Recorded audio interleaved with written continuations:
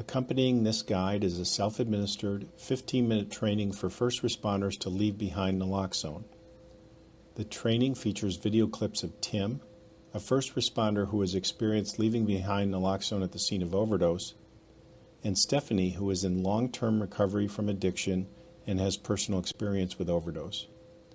Please make the self-administered training available to first responders to provide them with practical instructions for leaving behind naloxone at the scene of overdose. The training also addresses stigma associated with addiction and unfounded beliefs that leaving behind naloxone takes too much time, makes the scene unsafe, encourages drug use, and is ineffective. This guide is a resource for administrators and leadership of first responder agencies to implement a naloxone leave behind program. It is based on research on naloxone and lessons learned implementing naloxone leave behind programs in first responder agencies in several states. This guide also draws on interviews with Alex Robinson, Meg Rose, and John Smith, shown here, who are first responders and organization administrators who discuss how they addressed provider, agency, and community barriers to leaving behind naloxone. In the interest of time, we have included excerpts only from Meg, who successfully implemented a naloxone leave behind program in a rural community in upstate New York. I'm Meg, and I am an EMT in New York State. I have worked on a first responder unit as well as on a BLS ambulance, and I've done that off and on since I was 18. Yes, I have administered naloxone numerous times. So the stigma around opioid use disorders definitely poses a big challenge. It was one of the things that we really had to think about when we started up this program, because we were nervous about how the community was going to react to the ambulance providing naloxone. Not so much the leave behind what we're doing on ambulance calls, but having it available to people and teaching people about naloxone use. There's a lot of stigma around the idea that we are enabling people by providing naloxone, when in fact we're giving them an opportunity to get better and succeed. And so that's the way that I try and phrase it when I talk to people who have concerns about the negative impact of using naloxone, is that every time we use it, we're giving someone the opportunity to get better and move on their path of recovery.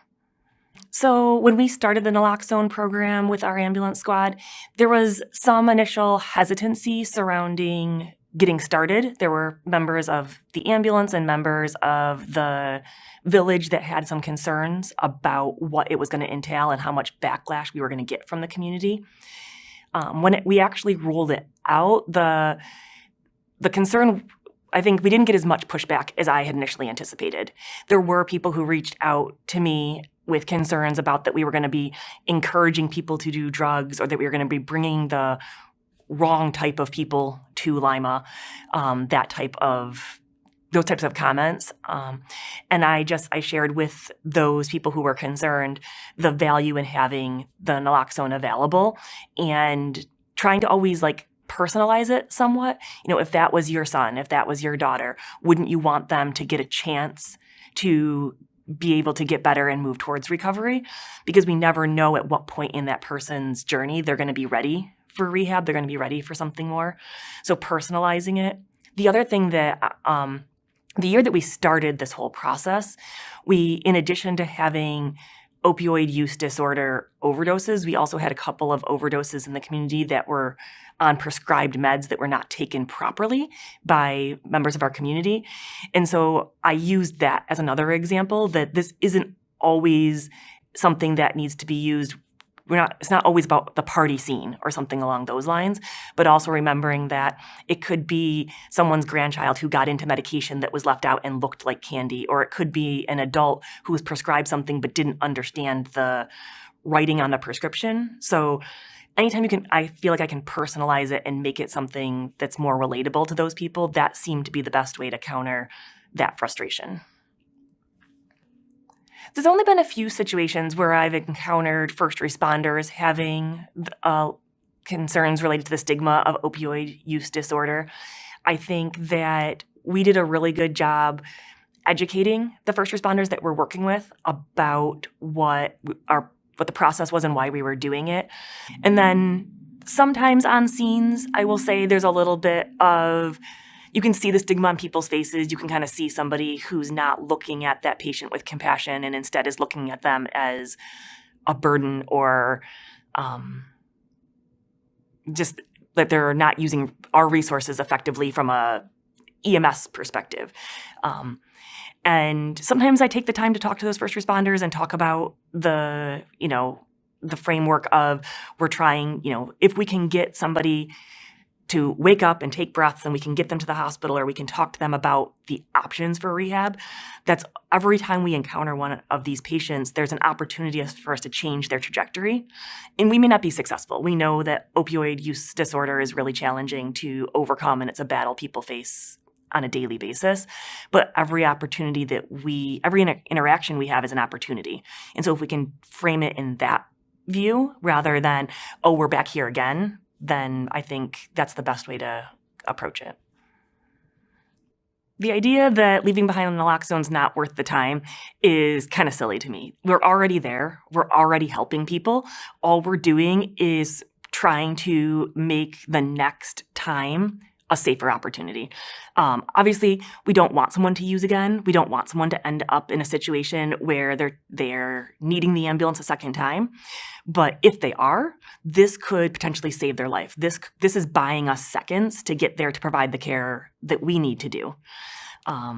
So it takes nothing. It takes a little compassion. It may take a little bit of time to sit and talk with the person, but honestly, we should be doing that anyway. We should be taking that opportunity to talk to the patient and see where they're at in their journey and see what they're ready for.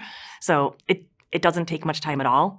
And I think that it actually does us a favor because that patient's going to be potentially more stable when we arrive the next time.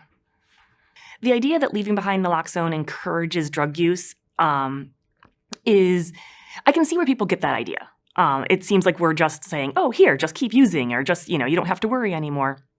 But I don't necessarily view it that way. I see it more as providing a safety net around somebody who's struggling.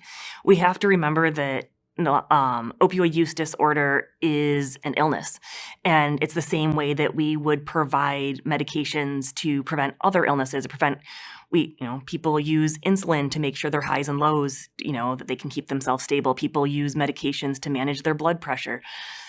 Now, those aren't medications that we can give out because those require a doctor to provide and dose out properly. But using naloxone is a way to help treat an illness, and it's a way to help keep someone alive in hopes that they're ready to not continue to need this medication.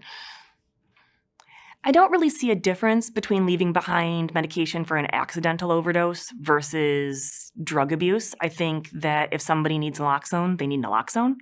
I think it's important to recognize that the patient might become agitated or angry after administering naloxone. We know that it's important to share that with people because it's, when they wake up, they're going to be in withdrawal and they're going to be very uncomfortable. They might be sick because of that. So it is important to prepare people and warn people for that. I don't think it's a reason not to use it. It's, many medications could make you upset and make you agitated. There's many reasons for patients to be angry and agitated for other reasons that we always have to keep ourselves safe on a scene and do, that is an important factor in things. But I don't see it as a reason not to utilize naloxone, because if we don't utilize naloxone, then we know that we're going to end up needing to do CPR, and the outcomes of community-based CPR are not spectacular. So it doesn't really seem like a question to me. When we started our program with naloxone, we did a lot of education around the process for it and making sure that first responders felt comfortable with what it was, how to teach about it. There was an online training that could be done, and then we did our own facility training on this is naloxone, this is how you administer it, this is how you teach someone else to administer it, and what else they should do. And then The other piece that, as a leader in the organization, there's education for us around how we do our reporting and how we order the naloxone so that we can make sure that we have what we need and the state can keep track of whether we've handed it out in a class, whether it's been in the open box that people can come take from, or whether it's in our Leave Behind program. I don't think we had any concerns about the legalities of us doing it or us administering it, because as EMTs, this is part of falls under our scope of practice. We can do this. I know that part of the education that we provide when we're teaching the community about it is that they're not going to get in trouble for administering naloxone, and they're not going to get in trouble for calling 911 after administering naloxone. And so that piece, I think from a legal standpoint, we touch on during the training and reminding people that you are using naloxone does not get you in trouble, and it's pretty simple to use. So you're not, and if you mess it up, you tried your best. As a newer responder, those conversations are hard. There's a lot of conversations we have in EMS that are tricky when you're new to EMS or you're younger and you don't have the same life experiences and haven't watched things happen over several years. So if it's a newer responder who hasn't really experienced much in this area or in the area of mental health, I think talking to someone who has, reaching out to those more experienced providers in the agency, talking with other people, whether it's the docs at the hospital or from different programs, can really help you to see the bigger picture of why naloxone makes a difference. Because in order for you to be able to talk to a family member about it, you have to understand kind of why, the bigger picture of why we're doing this. What is the goal? The goal isn't just, I want to prevent an overdose. If first responders are hesitant to use naloxone and aren't using it in the situations where we know the naloxone should be left behind, I think it all goes back to education. Education and trying to figure out what the breakdown is, trying to figure out what the reason is behind why people aren't leaving it behind. Is it a stigma thing? Well, then we got to talk through that. And there's a lot of stigma about a lot of different things. As providers, we have to overcome that. We can't take our personal biases into calls and make choices about how we treat people because of how we feel about where they live or what drugs they do or their personal hygiene or anything like that. We have to treat them all equally. If it's a lack of understanding of what the process is and what you need to do for it, then educate on, here you encounter this is what you leave behind, this is what you tell people, XYZ. I think if you're thinking about starting, I would just say, go ahead and try. Contact the state, find out what it takes to get your program started. Because while it's really intimidating at first to start anything that requires reporting to the state and getting through all the kind of loopholes that come with all of, doing something like this, I think you'll be surprised that it's not as hard as you think it might be. The same with getting buy-in. I don't think it was nearly as hard as I had anticipated. Training first responders to leave behind naloxone is relatively straightforward. It is important for first responders to understand what naloxone is and when to use it. Training should provide guidance on how to explain naloxone use and available resources to recipients. It is helpful to provide staff with a simple bulleted note card that includes information how to use naloxone, emergency contacts, and where to get more naloxone and/or additional help. It is also recommended that you print and distribute note cards in English and other languages. In addition, review of the kit's contents with staff is important so first responders feel confident when speaking to recipients. Like the placement of AEDs in public spaces and the widespread distribution of epinephrine pens, leaving behind naloxone at the scene of overdoses allows life-saving treatment to begin immediately the next time an overdose occurs and before first responders arrive on scene, providing a practical, common-sense approach. Research shows that access to naloxone does not increase drug use. On the contrary, evidence shows that naloxone reduces overdose deaths and increases the likelihood that individuals will seek treatment. Indeed, distributing naloxone is a cost-effective strategy to reduce overdose deaths. Substance use disorder is a chronic medical condition, not a moral failing. Withholding naloxone implies personal judgment rather than a commitment to saving lives. Naloxone is safe and easy to administer, and naloxone kits are specifically designed for layperson use. Many states have passed legislation or implemented standing orders that allow first responders, including EMS, law enforcement, and fire personnel, to distribute naloxone without a patient-specific prescription. Studies and pilot programs in multiple states have demonstrated that Leave Behind naloxone increases community access, reduces overdose deaths, and often connects recipients to treatment or recovery services. Good Samaritan laws and standing orders protect first responders and bystanders. Coverage applies when distributing or administering naloxone in good faith. Steps for initiating a naloxone Leave Behind program at your agency may include the following. Check with the county and state offices that govern your agency to learn whether naloxone Leave Behind programs are permitted in your area and what information your organization will be required to provide. Gauge the level of interest the members of your organization have in implementing a naloxone Leave Behind program. If organizational interest is low, your organization may have a difficult time achieving program success. Educating others as to the benefits of a naloxone Leave Behind program might address concerns and increase interest, so know the facts about the program. Check with local community leaders about concerns they may have.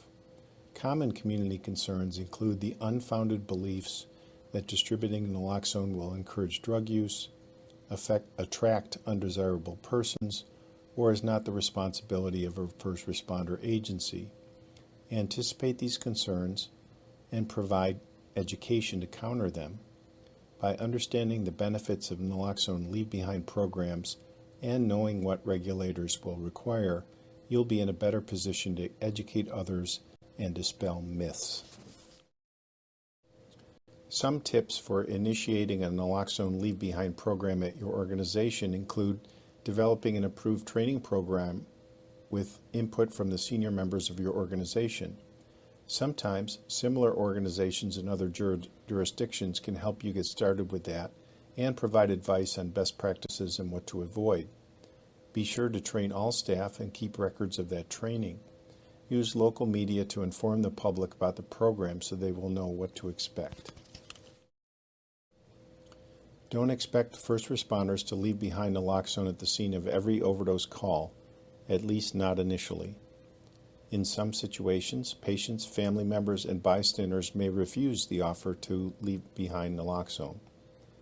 And it may take time for staff to learn how to best deal with challenging scenarios, such as distraught family members, friends, or bystanders. By monitoring program compliance, you can identify calls where, for one reason or another, naloxone was not left behind. Once you identify those calls, you can investigate the circumstances and address those situations. However, it's important that members not use one difficult overdose call as an excuse to not leave behind naloxone at the scene of all future overdoses. It's also helpful to recognize that some staff might engage in passive resistance to the program. That is, they won't express any objection to the program, and they'll complete the required training, but for one reason or another, they won't leave naloxone behind at the scene of overdose calls. However, as others come around, these individuals may come around as well. Remain patient and maintain the understanding that not all first responders will leave behind naloxone, but that many will as the program builds momentum and they see their peers distributing naloxone. Being confrontational with resistant responders can drive a wedge between the program and first responders who will eventually come around with education and time.